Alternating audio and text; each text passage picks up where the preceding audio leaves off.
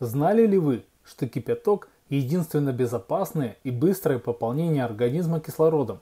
Теплая, терпимо горячая вода быстро всасывается в кровь. Это самое быстрое поднятие сатурации. Если кто не знает, сатурация – это показатель насыщения крови кислородом. И еще есть утверждение, что это лучший антибиотик. Употребление горячей воды эффективно снимает напряжение слизистых оболочек дыхательной системы, помогает в откашливании мокроты. Это эффективное средство при лечении кашля во время простуды. Кроме того, вдыхание горячего пара активно воздействует на состояние полости рта, увлажняет слизистую носовой полости, что не только предотвращает проникновение в организм вирусов, но и помогает устранить слизь в легких. С добавлением лимона горячая вода быстро насыщает организм витамином С. Также снижает давление и свертываемость крови.